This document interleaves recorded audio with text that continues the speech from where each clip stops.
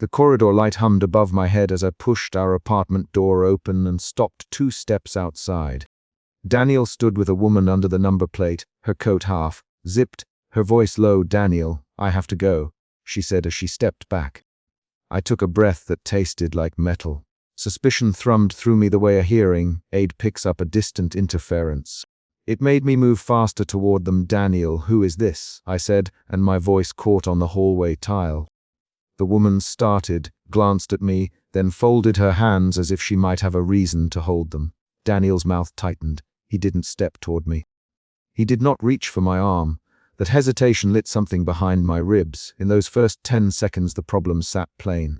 He had been close enough with someone else in the corridor to leave a mark on my evening. I did not wait for explanations. The woman left in a small shuffle, her heels clicking away like a distant clock.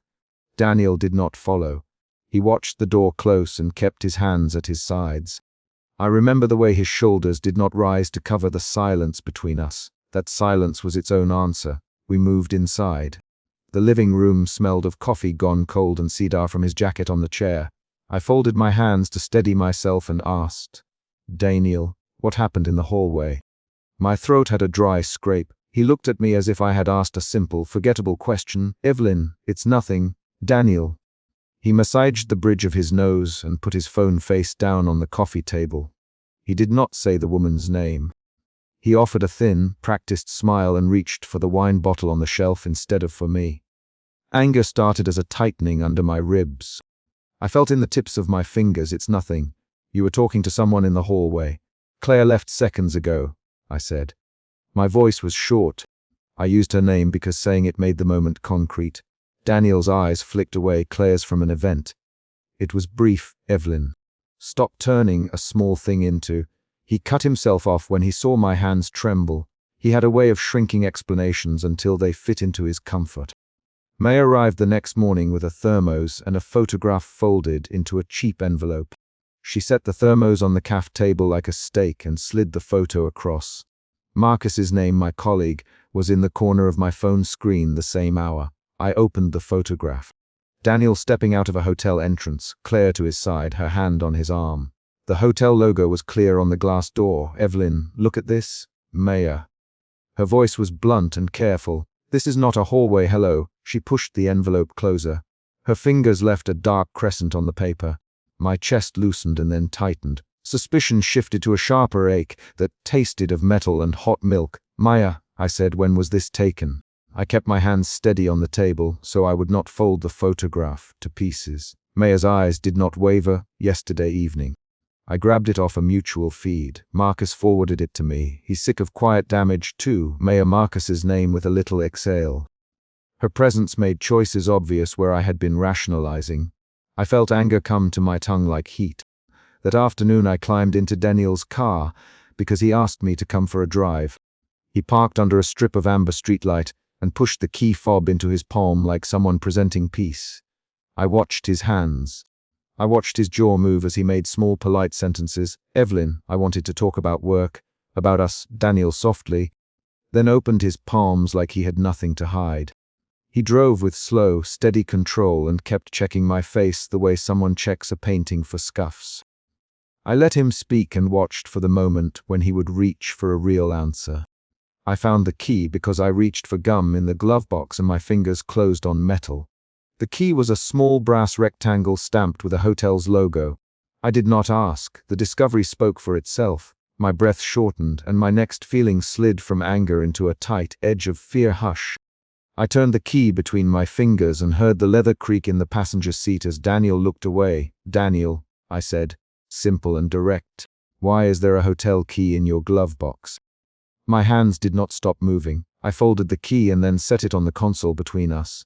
He did not deny seeing it. He did not explain its presence with a casual lie. "Evelyn, I can explain," he said. "It's not what it looks like." He still chose words that asked me to trust his version of the map. I had lived long enough with those maps to know which streets he never drove down. At work that afternoon, a forwarded image landed in our office group chat. Someone had sent the hotel photograph to the wrong list. It was an accident of speed and a shift of loyalty. Marcus called Daniel 2 hours later. I watched my phone vibrate with Marcus's name on the screen, while the team around me kept pretending keyboards were more urgent than glances. "Evelyn, are you okay?" Marcus, when I picked up. His voice was flat and careful. He had seen the photograph and wanted to know whether I had already seen the shape of it. I kept my eyes on the monitor even though I was not reading the spreadsheet on the screen. "I'm not okay, Marcus," I said. "I saw it." I inhaled, then let out the sound that would have been a laugh if it were not wet. It wasn't what it looks like. "Evelyn, Daniel should answer for appearances. If people are talking, it will go somewhere worse." "I'm sorry." Marcus's tone slid between professional concern and something that felt like territorial warning. That call changed the day for me. It made private trouble public. I went home early that evening. The apartment door felt too small as I opened it. Daniel was there waiting with an apology ready like a bandage. He used the soft phrases: regret, tired week, misunderstanding. He brought me roses to the table and put the wine glass down with a hand that asked for permission. "Evelyn, I never wanted to hurt you, Daniel. I would never." He stopped when I reached into my pocket and placed the hotel's key on the coaster between us. I did not look at his face when I said, "I found this. I don't want an explanation, that's only words." My voice was low and even. I wanted him to hear the steadiness at my edges. "I can explain." He said again. There was a client mix-up. "Claire helps with outreach." It was an evening of logistics. "Come on, Evelyn." He smiled to soften the sentence, but his eyes were flat. Anger pushed against the rim of my control, and then the anger dimmed into a dull, ashamed heat. "Daniel, say Claire's name," I said. I wanted him to say it. I wanted the syllable to take up the space he refused to give it. Claire Bennett, as if stating a fact, erased what had happened in the corridor and in the car glove box. He kept reaching for the wine glass, but never for my hand. That reach made me shrink inside myself. I called Maya and asked for shelter. Her answer was immediate and practical. "Come now," she said. "Bring the bag. Lock him out if you have to." Her voice slipped between concern and command. I was grateful for her bluntness, because bluntness made decisions clearer. I packed a small bag at the kitchen counter, while Daniel shuffled around the apartment with conciliatory words. When I zipped the bag, he said, "Evelyn, please don't make this worse." He stood in the living room watching me. His hands were empty. I stopped at the door with my hand on the knob. I folded the thin gold band on my left ring finger and felt the familiar weight. Daniel stepped toward me and then blocked the threshold. His body filled the doorway as if volume could replace explanation. "You can't leave like this, Daniel." He put a hand at the small of my back to steer me away from the door. The gesture was possessive, the kind that had once made me feel safe. Now it made me feel catalogued. I tightened my jaw. "Daniel, get your hands off me," I said. It came out sharper than I intended. He dropped his hand as if surprised. The change in him was not a softening. His face went cold in a way that made the apartment air feel thin. "Evelyn, you're overreacting," he said. "You always do this. You make a thing into a conflict so we both look bad." He chose sentences that shifted blame. I heard each word and felt anger rise from suspicion into a focused, hot shape. "Stop telling me what I am," I said. I moved past him toward the door. He put one palm on the jamb and used it to stop me. His hand pressed at the frame. It was a physical barrier. "Don't make me prove how much I gave you, Daniel." His voice had a flatness that felt like a negotiation. "Don't make me choose." He sounded as if he had practiced the line. He named possession when I had named emptiness. "I am choosing myself," I said. I said it because I needed the syllables to exist in air, not because I believed a slogan. He looked at me as if I had misread a map.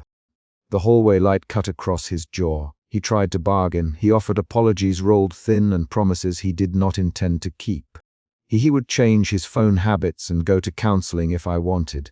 He promised small things that would plug holes rather than fix the flaw. Each offer was a calculus that assumed my patience would absorb another subtraction. "Evelyn, if you go, what will you do?" He asked. "Where will you stay?" The question was practical. It also sounded like an accusation. He was asking me to weigh my practical options while he asked nothing of himself. I stepped past him. He tightened his palm against the frame so my shoulder brushed it as I moved. I pulled my bag over my shoulder and did not explain. I did not look back. My body did the speaking I had not allowed my voice to make into a bigger speech. Outside, rain had begun in small, determined drips that made the pavement look iron, dark. I sat on the bottom step and called Maya. My hand shook when I took the ring from my left finger. I did not feel a grand flood of freedom. I felt a small, precise soreness in my palm. "Maya, I'm outside. I left," I said. She me to come to her apartment, and that Lena had a spare room. I kept the ring in my palm until the call ended, then I let it drop into my other hand. The metal made a tiny sound against my skin that felt like punctuation. I walked to the corner cafe and sat with my back to the window, watching a man in a raincoat hurry past. Marcus called again. He wanted to know if I wanted him to speak to Daniel. He offered to forward emails, to block things, to make the office look like a shield. "No, Marcus," I said. "No one needs to speak for me right now." My voice was low. I folded my hands and kept them where I could see them. I did not decide anything at that table except that I would not go back without my questions answered. That evening Daniel texted, short sentences, apologies that read like rehearsed notes. Claire's name appeared in the background of messages he tried to make small. The pattern in those messages had weight. Small explanations, then deflection, then soft compliments that tried to paper over cracks. Each message pulled at something I had patched too many times. At night I packed the ring into a small box. I called my sister, Lena, and asked whether I could stay a few nights. She yes, without question. Her answer was a door that swung open. I bought a one-way ticket before dawn because the sight of the key in my pocket had rearranged priorities until leaving was the most honest action left. Before the train left, I slid the ring into the box and closed the lid with a single finger. The concrete event was small, the closing of a box and the step onto a platform. That is where this chapter ends, with my suitcase at my side and the ticket under my palm, a noise of rain and passing engines around me. I held the box like a shaped thing of decision and stepped forward onto the train with the ticket in my hand. Emotion route, suspicion, emotion shifts. Suspicion to anger, anger to fear, fear to resolve. Each shift happened through actions. The photograph, the key discovery, the doorway confrontation, and finally the purchase of the ticket. I stayed until the doorway forced a decision. Then I chose to leave. The small box closed on the ring, and with it closed a night of bargaining and refusal to be reduced. I saw Daniel step onto the balcony with a woman and heard her laugh break the music between us. The laugh landed like a sharp coin on the marble floor. Suspicion tightened something inside me before I could name it. I had watched him across a crowded ballroom for 30 minutes, watched the way his smile moved when he talked to donors, the way his hand brushed a glass when he laughed. Then he reached for Carmen Ruiz with the same casual ease he'd once reached for me, and he walked with her past the line of chandeliers until they were behind the plants. The central problem was clear in those first seconds. Daniel had chosen distance in a place where he had once chosen me. I stepped forward from near the Hors d'oeuvres table and found my voice hard to control. "Daniel," I said, and my voice carried too much. "Daniel, who is she?" He turned, the corner of his mouth still shaded by the balcony light. "Evelyn," he answered, and then he tucked his phone into his jacket and looked away. The woman, Carmen, lifted a shoulder and smiled as if she had an invitation I did not see. My suspicion did not dissolve. It spread into the rest of the night. "I am Evelyn Hart. I live in an apartment 2 blocks from the river." I had left the reception desk for a charity that Daniel supported because my friend Maya wanted me to be seen with him. She said it would be good for business. I had remembered the corridor light the night before, how it hummed when I came home and found him talking to a woman at our door. That memory stung as if it belonged to the same string of nights. The earlier doorway when the woman at our door said, "Daniel, I have to go," and left, sat at the back of my throat like a question. We were in late evening light under chandeliers and the crowd moved like slow tide.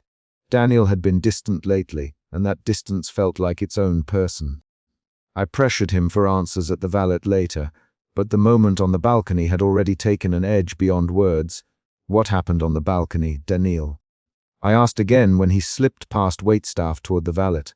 People watched. My voice tightened. He checked his phone, thumb moving over the screen. It was nothing, Evelyn. "Don't make this harder than it is." He my name with the softness he'd used when he wanted me to stop, not when he wanted to explain. He turned his face down to the pavement, away from me. Maya had been right about one thing: the crowd notices.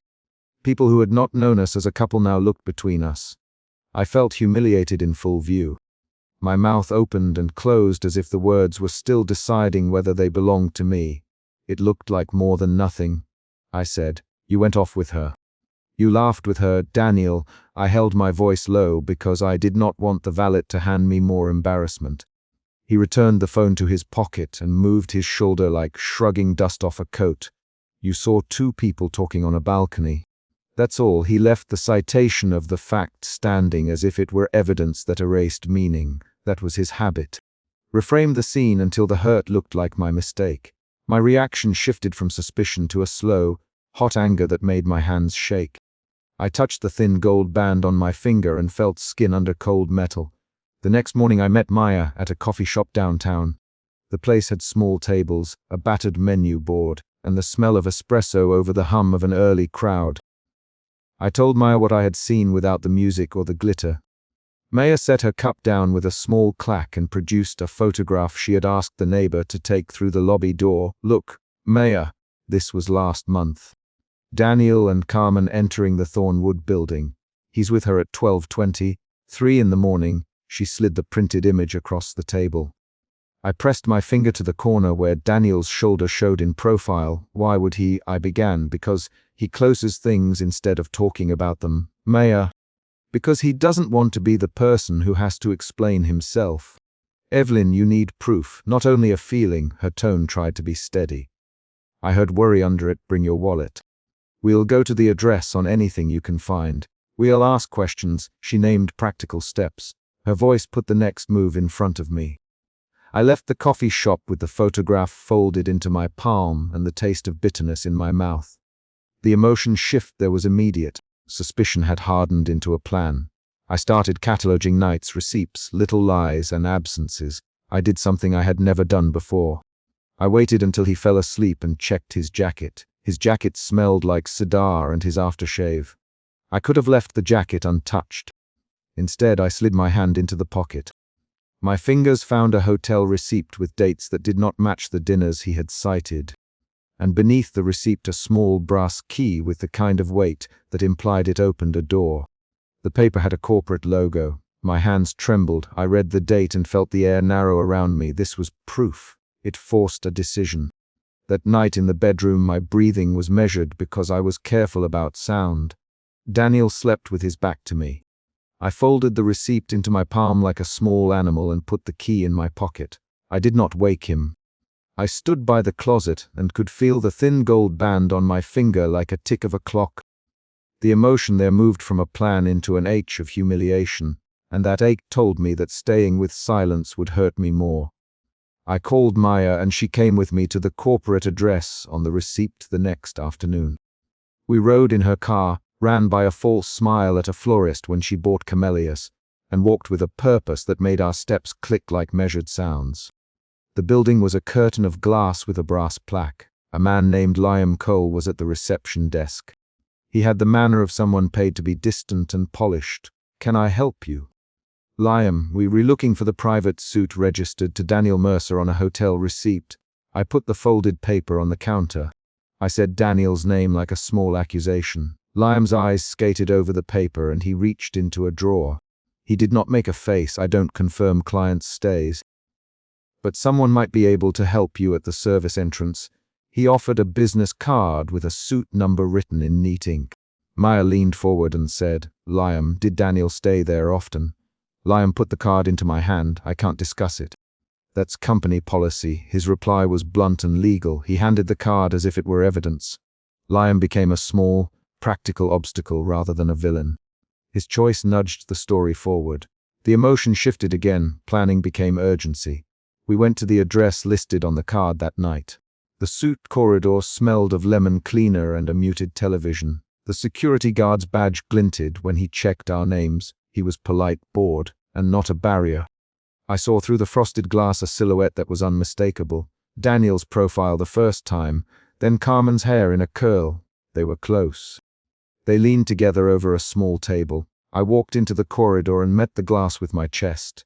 Carmen saw me first and straightened. Daniel turned only slightly. If my presence was a small interruption he could choose to ignore. I pushed the door open. He would not look at me. "Daniel," I said. The word came out flat and precise. He kept his eyes on the table. "Explain this." I did not scream. I did not pretend to be calm. I let the room do the work. Carmen's voice was light. "Evelyn, this is awkward." She smiled in a way that belonged to the privileged. No apology, only an opening. Daniel folded his hands on the table, and then picked at the edge of his glass, a motion I had seen 100 times to avoid the question. "Evelyn, I didn't expect you here." He still would not meet my eyes. "You should have expected me," I said. "You went out onto the balcony with her. You left me at the ballroom." My sentences landed as small, precise stones. Daniel finally looked at me, and for a second his face registered the work of deciding what to call the situation. "This isn't what you think," he said. He spoke slowly, the tone he used when a problem could be reframed. "Then tell me what it is." "Daniel," I leaned in. "Tell me now." My voice was controlled, because that left no room for him to walk away. He exhaled and said, "Carmen works with a donor I'm trying to secure for the foundation. It was a conversation about a major pledge." That's all. His explanation was a wall of practicality. Maya crossed her arms and asked, "Then why does she have your hotel receipt?" Daniel's jaw tightened. He reached into an inner pocket of his jacket and pulled the wallet out. He opened it slowly as if the motion could convince me that everything would resolve. He handed me a business card with a corporate logo and said, "The receipt and the key are for a meeting space we used for a donor who travels. I can show you the contract if you want proof." I wanted the contract. I wanted the contract because proof would either stop the series of nights or confirm them. I also wanted him to answer without a manager's filter. The room moved around us. The television in the corner lifted a soft, irrelevant laugh track. Carmen smoothed the edge of her sleeve and watched like someone waiting to see a seed sprout. I had to step outside. I needed air that belonged to no one. At the hotel corridor door, I felt a tightness at the base of my throat that was somewhere between anger and grief. The emotion there shifted again. Urgency turned into a quiet, efficient resolve to gather more evidence. Back at the apartment that night, the key and receipt sat heavy on the kitchen counter. I placed them on top of a small stack of mail and listened for the sound of his footsteps on the stair. When he came in, he moved through the apartment with the same economy I had come to expect. Quick, efficient, almost practiced at leaving emotion at the threshold. "You re-home late?" I said. "Work ran over," he said. He stood at the entrance and hung his jacket on the peg. He checked his phone. He had not yet offered an apology for walking out on me at the hotel. He often checked his phone at charged moments. I set the receipt on the table, keeping my hands steady. "I found this," I said. He did not look up. "You went through my things." "Evelyn, I found the receipt and a key," I said. "They don't match what you told me about the charity meetings." He rested a hand at the small of my back in a motion that had been protective in the past. The gesture now felt like a claim. "Evelyn, you don't need to blow this up into something it isn't. You saw two people talk. You saw a moment." I can explain it again. His attempt to soothe sounded practiced. I pushed away the hand at my back and sat down at the table. My fingers touched the thin gold band until the metal warmed. I felt shame and clarity at once. Shame for the humiliation of the valet confrontation earlier, clarity because his defense had the shape of avoidance. "Don't touch me, Daniel," I said. My voice was steady. "Don't decide how I should feel about something you won't explain." I stood up and walked to the coat rack. I pulled my leather jacket over my shoulders. The action was small and precise. He moved toward me, then stopped. "Evelyn, please don't." "Daniel," I said. I found that if I used his name evenly, it had the effect of keeping him present. He closed his mouth and did not follow me to the door. I left. I did not beg. I did not call for him to come after me. The lobby light at dawn was thin when I returned to the apartment alone. I sat in the doorway and held my thin gold band between thumb and forefinger. The band had a faint scratch along the inside. I had worn it for years. I thought of the corridor light from the previous chapter, the woman under our number plate, the breath that tasted like metal when I had first suspected something. The image of that night and the photograph Maya had shown me tied together. They were not metaphors, they were specific facts that led me here. The chapter's meaning cliffhanger occurred earlier at the private suite when Daniel kept his head down. The world turned on whether he would look at me and answer. He did not. At dawn I set the ring on the wooden side table by the door. I pushed it toward the edge so it would be visible if I left. I pulled the door closed behind me and listened for the soft click of the latch. The click was precise and ordinary, and it made the choice a thing with a sound. Maya texted me later. "Are you okay?" I typed, "I'm okay." I went to bed with my phone face down. I did not expect an immediate resolution. I had made small, deliberate steps that changed the balance of the evening. I had confronted Daniel in public and in private. I had located receipts and a key. I had asked Liam for a suite number. My actions were concrete movements toward a boundary. The last image of the chapter is the ring on the table under the hallway light. I left it there not as a dramatic gesture for him to find, but as an honest record of where I stood at that hour. I could feel the ache and the relief at the same time. The ache that came from seeing them together, the relief that came from moving rather than waiting. The chapter closes on that sound, the click of the latch and the ring's shadow on wood. I do not know yet whether Daniel will come to explain, or whether the contract he promised will clear everything. I know only the evidence now in my hand and the choices I have already made. The next step will be to follow the suit number we have, and to make sure that my choices are driven by what I see, not by what he frames for me.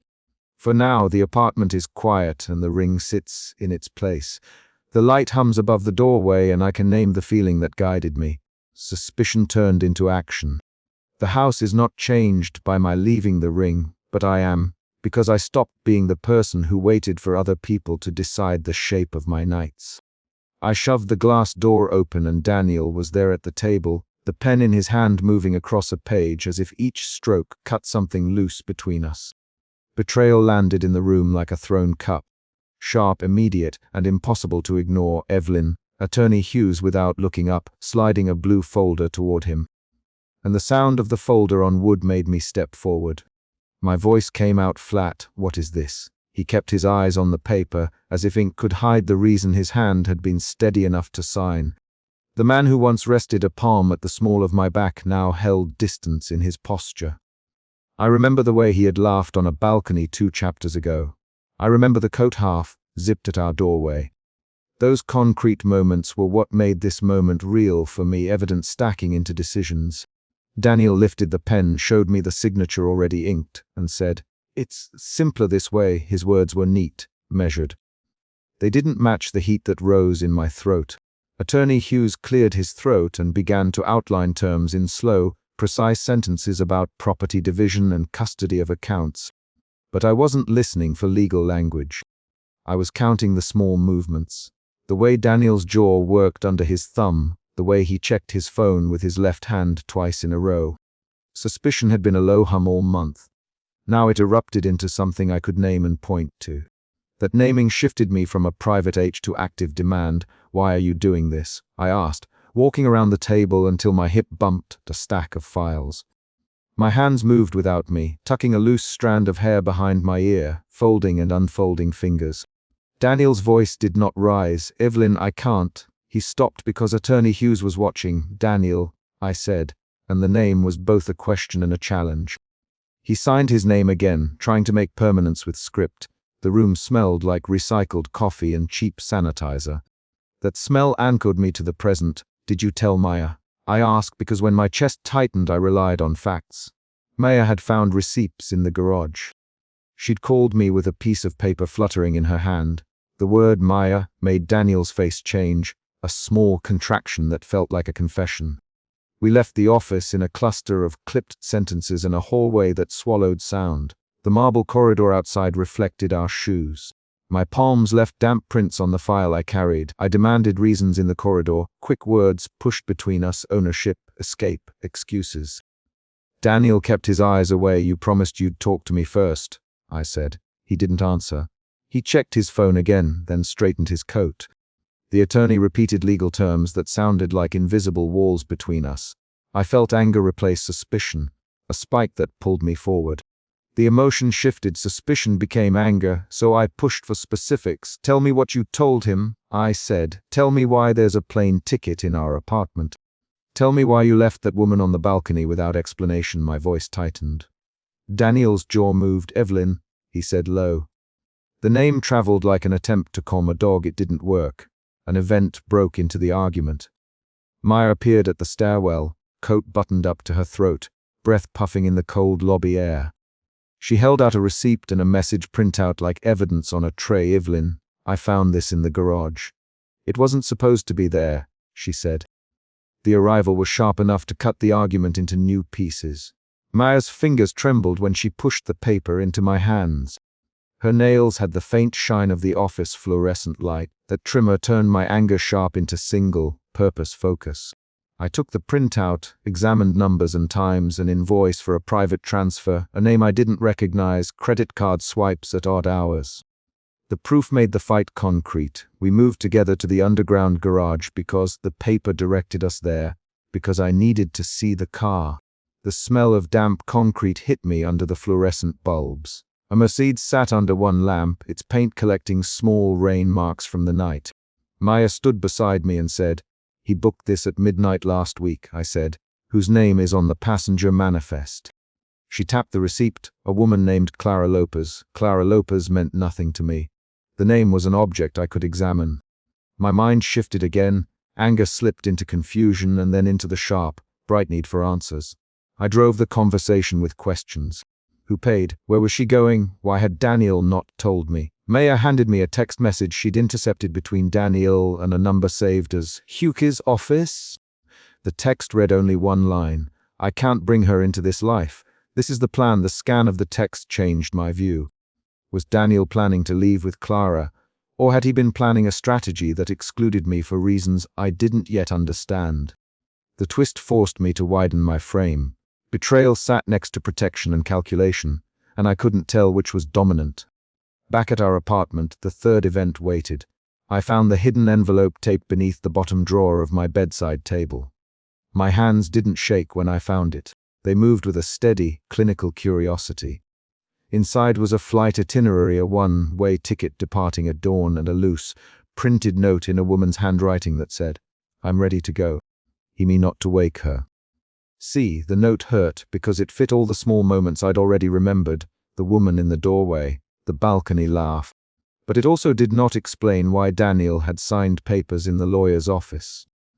I carried the envelope into the kitchen and spread its contents on the counter under the warm light. The smell of rain and tea clung to me. I left the ring box on the table because touching that thin gold band felt like handling a point on a map. I dialed Lucas at the bar because he worked nights and because he knew Daniel's patterns. When he answered, he sounded tired. He said, Eve, what's wrong? My voice shortened into a question. Tell me the truth about Daniel. Now Lucas's voice shifted. He moved from sleepiness to rapid sentences like a man stepping into a room he had meant to avoid. Evelyn, you don't know the whole thing. He's been under pressure. There's talk at the office about a buyout, about legal exposure. He thought he could fix it alone. Lucas's confession altered the line of blame. My anger cooled into a new, brittle focus. Some of Daniel's withdrawal might be fear. Pressure from whom? I asked. Lucas hesitated. A creditor, a client with leverage. They implied consequences if Daniel's name dragged people close to him. His next words were loud in the receiver. He was making plans to leave, not because of love, maybe, but because of leverage. That claim was a twist I hadn't expected. The flight wasn't a romantic elopement, but an escape plan shoved into place by threats. Still, Lucas dropped another detail that made me clench the counter, and there was someone Daniel hired. Clara, she's a fixer, not lovers. He thought distance would protect you, but he didn't tell you because he thought you'd be collateral. The sentence landed like a cold stone. Trust shifted, anger moved into a pained, disoriented clarity.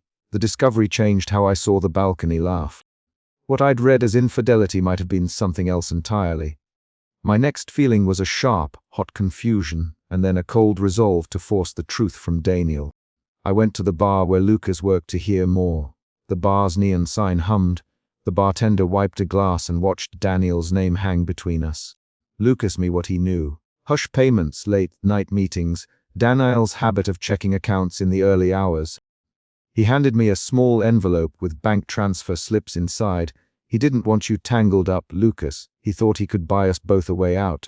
His hands were direct, his sentences short. In the bar's low light I felt betrayal morph again, this time into a muddled mix of anger at deception and a begrudging understanding of motive. But motive doesn't excuse omission. I returned home with paperwork and receipts and a mounting need to force a reckoning. Midnight crept toward the apartment. I stood in the bedroom doorway and waited for him to come home. The bedroom light was off. The ring was in its small box on the living room table. Daniel arrived with a coat heavy at his shoulders and a look that was close to exhaustion. I closed the door behind him and said, "We need to talk." His gaze flicked to the ring box and then away. The confrontation started with clipped lines and quick questions. "Why didn't you tell me?" I asked. "Why did you sign away what we had without a conversation?" Daniel's replies came in small, defensive fragments. "Evelyn, there were threats. I thought, I've been trying to keep you out of it." I interrupted. "Keep me out.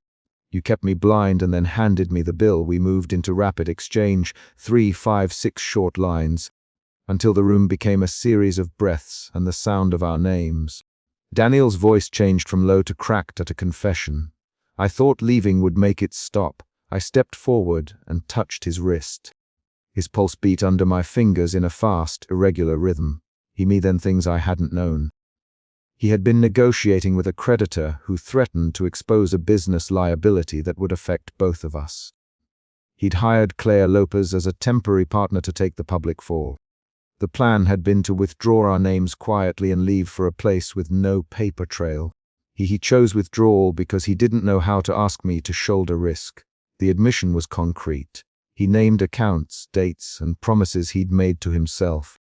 The narrative shifted again in my head, betrayal reframed as fearful calculation. But his fear had real consequences. He had built a wall without telling me it was there. I asked questions that forced him to be specific. "Who threatened you? When did this start? Who paid Clara?" He answered in order. His sentences were raw when he finally said, "I was wrong to decide for you. I thought protecting you meant choosing alone." His hands fell limp at his sides. I could see the blood vessels at his neck stand out. He breathed like a man who'd been holding his breath for too long. My anger shifted into a controlled, quiet insistence. I would not let silence and unilateral decisions define me any longer. The argument became the climax I had been moving toward. I stood in our bedroom doorway and told him the truth I had assembled piece by piece. I read receipts aloud, demanded explanations for phone logs, and pointed at the itinerary whose name matched the credit card. He tried to answer, then stopped and admitted that some of his reasons were cowardice and some were protection. I thought if I left, they'd stop after me and not you." His voice cracked on the last word. "Daniel," I said, naming him the way people name a person before they either forgive or leave. He looked at me and finally broke. The late night armor fell away, and with it came shame and a small, stumbling confession. He had been bargaining with men whose threats had teeth. He had not wanted to pull me into the compromise. We spoke in shorter lines then, 3 to 6 quick exchanges that felt like a negotiation where no one had prepared a checklist. "Did you ever love me?" I asked. "Yes," he said. "Why couldn't you tell me? I thought I'd spare you." That answer didn't fix anything. I felt the emotion shift a final time. Clarity replaced the fog. I understood the shape of his fear and the shape of my own boundaries at once. I kept my voice steady. "You can't make choices for both of us when the outcome affects both of us," I said. "You can't decide our life without naming me in your plans." He tried to justify. I interrupted. I warned him that staying would require honesty and shared risk. My demand was both a defensive motion and an offering. "Stay with me, but tell me everything." Daniel hesitated, then nodded. "I can tell you everything," he said. He began to list names, dates, sums, and the exact moment he'd first thought leaving was the only way. As he spoke, the tension in his shoulders loosened a fraction. Speaking the truth exposed him to consequences. It exposed me to the truth. After he finished, I moved to the table, opened the small box, and took the thin gold band between my fingers. The action was quiet and exact. I didn't speak. I placed it into a second, larger box and set it down in front of him. My hands were steady. I said, "This is not a choice you can make for me. I stayed when I should have left before, but I'm not staying so you can decide alone." He swallowed. Tears gathered at the edge of his eyes, not theatrical, but precise. "Evelyn," he said, and his voice was small enough to be honest. Attorney Hughes's words had started the evening, Lucas's evidence had shifted my understanding, Maya's receipt had given me a lead. And the envelope in the drawer had made the possibility of departure concrete. Each external event had driven our conversation. The final decision came not from a grand speech but from a boxed ring and the movement of my hands. I set boundaries with action. I told him that if he wanted to stay, he would need to sign a different agreement, one of disclosure and partnership, not unilateral protection. What I would do if he refused. I said, "Then I'll leave on my own terms." The sentence was short, it held weight. We did not reach a neat resolution that night. There were still bills to sort, calls to return, threats to assess. But one more surprising revelation arrived. A message on Daniel's phone from a client I had never expected. Someone Lucas named as the one with leverage had been intercepted by Lucas and forwarded to me. The content changed the chessboard. The creditor wasn't a criminal mastermind but a business partner who had been cornered into desperate measures after a failed investment. That nuance shifted blame away from pure malice and toward desperation and poor choices. The twist softened the absolute edges of betrayal without erasing the hurt. I packed the thin gold band into a small box and left it on the coffee table with the papers spread around it. I told Daniel, "I'm not erasing what happened, but I will listen if you're willing to be transparent." He reached for the box and stopped his hand midway. He looked at me as if recalibrating the man he'd been and the man I might accept. "Evelyn, I will tell you everything," he said. His promise was a beginning only if followed by action. Maya called me as I grabbed a small suitcase. She was practical and immediate. "I've booked you a room for the night, and I've called a lawyer who will go over anything you find." Her voice was even. She didn't hover. The practical help from Maya felt like the most honest tenderness. No speeches, just logistics and presence. I folded a few shirts, put the box with the ring on top, and slid my worn leather jacket over my arm. The jacket carried the smell of lavender and rain. It was an anchor more than a statement. Outside, the street was wet and the city lights made amber reflections on the pavement. Cab waited with its meter off, driver looking at his phone. Maya stood at the curb with an umbrella and a small thermos of tea. She handed me the thermos and said, "Call me when you're ready." Her fingers brushed mine long enough to pass a steadying warmth. I put the thermos into my bag. The hinge of my suitcase clicked like a small, final sound. I stepped into the cab and placed the small box with the ring on my knee, feeling its solidness under my palm. The driver backed out slowly. Rain dotted the glass. I looked at Daniel one last time as the building receded in the cab mirror. He stood in the entryway with the blue folder in his hand and his head bowed. He did not call after me. He did not reach. The cab pulled away from the curb and the city lights smeared into strips of amber against the rain. I did not make a speech to myself about becoming new or about sweeping declarations. I sat with the box on my knee and counted practical things. Calls to make, papers to read, a place to stay for the night, a friend to trust with keys. I felt the hollow the choices had left and the concrete action I had taken to protect a new boundary. The cab turned a corner and the building disappeared from view. Maya's umbrella floated a second longer in the windshield reflection, then vanished. I set my hand on the small box and closed my fingers around it, feeling the cold metal edge of reality and the small, precise shape of the decision I'd made.